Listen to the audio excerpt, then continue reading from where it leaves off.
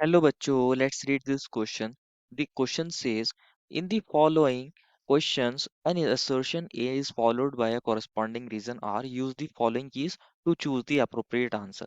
Option A, both A and R are correct and R is correct explanation of A. Option B, both A and R are correct. R is not correct explanation of A.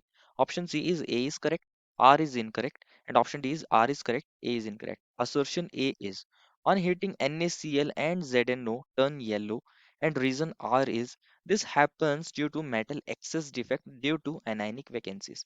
बच्चों इस question में एक assertion मिला है हमें और एक reason मिला है और हमें बताना है कि इन दोनों में से कौन सा करेक्ट है।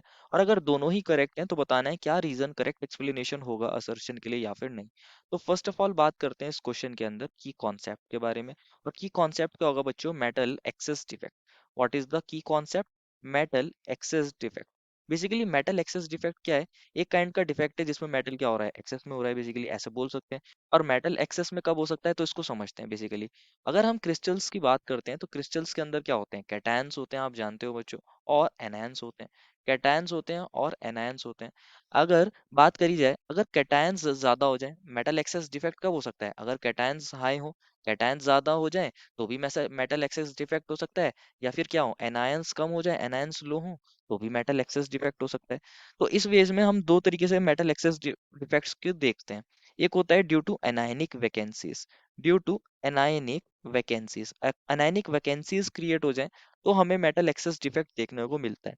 होता क्या है, अगर हम NaCl की बात करें, जब हम NaCl को बच्चों क्या करते हैं, हीट करते हैं in presence of sodium vapours. Sodium vapours की प्रेजेंस में हीट करते हैं तो क्या हो जाता है, जो NaCl होता है बच्चों वो येलो कलर का हो जाता है।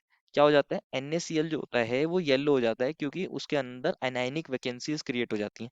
कैसे होती हैं कंसिडर करिए। पहले ये Na प्लस था, Na प्लस, एक ही हम इस तरीके से Cl नेगेटिव को दिखा रहे हैं। अगेन हमने एक Na प्लस ले लिया बच्चों, एक Cl नेगेटिव ले लिया मान लीजिए। इसी तरह यहाँ एक Cl नेगेटिव होगा, अगेन एक Na प्लस दिखा रहे हैं बच्चों। अगेन यहाँ Cl नेगेटिव है और ये एक Na प्लस है। ये एक NaCl का क्रिस्टल है मान लीजिए बच्चों।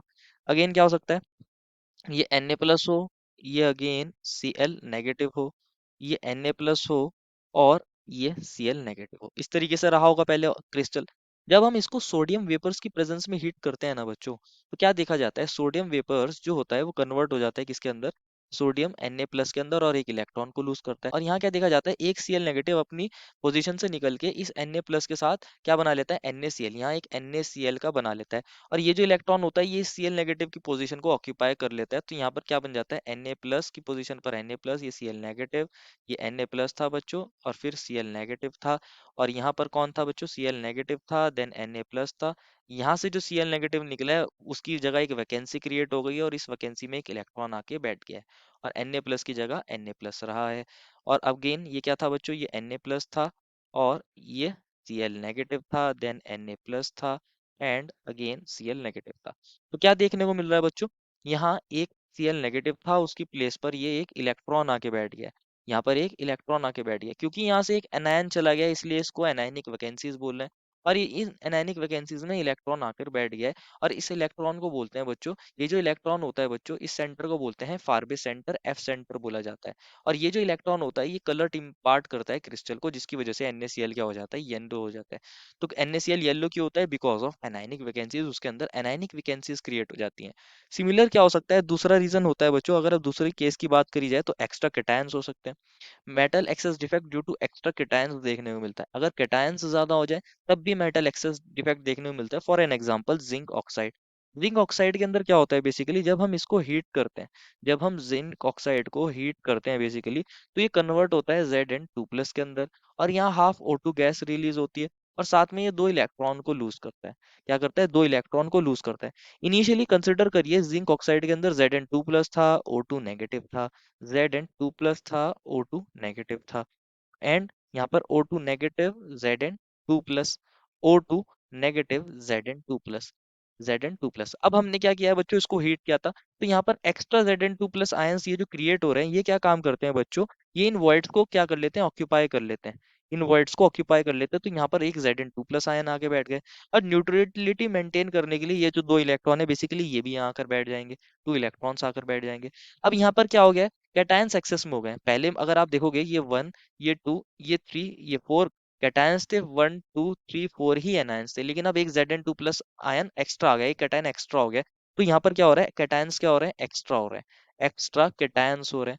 और एक्स्ट्रा कैटायंस होने की वजह से यहाँ देखा जाता है कि जो ये जिंक ऑक्साइड होता है ZnO, ये कैसा हो जाता है, ये एक येलो कलर का हो जाता है, ये येलो हो जाता है बिकॉज ऑफ एक्स्ट्रा कैटायन। तो यहाँ मेटल एक्सेस डिफेक्ट देखने को मिलता है ड्यू टू एक्स्ट्रा कैटायन।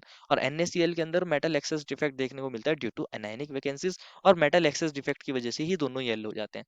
तो असर्शन में दिया था on heating NaCl and zinc oxide, जो ये दोनों है बच्चों, ये टर्न येलो हो जाते हैं, ये वाली बात सही है। एंड रीजन में बोला गया है this happens due to metal excess defect. यहाँ तक तो ये वाली बात बच्चों बिल्कुल सही है कि ये मेटल एक्सेस डिफेक्ट की वजह से हो रहा है। आगे बोला है ड्यू टू एनायनिक वैकेंसीज, ये वाली बात गलत हो जाएगी, क्योंकि NaCl के अंदर एनायनिक वैकेंसीज की वजह से वो येलो हुआ था, ये बात ठीक थी। लेकिन जो जिंक ऑक्साइड था वो एक्स्ट्रा कैटायंस की वजह से क्या हो रहा है, येलो हो रहा है। तो ये जिंक ऑक्साइड के अंदर ये जो रीजन है, ये इसको सेटिस्फाई नहीं करेगा जिंक ऑक्साइड को, तो इसलिए ये रीजन गलत हो जाएगा।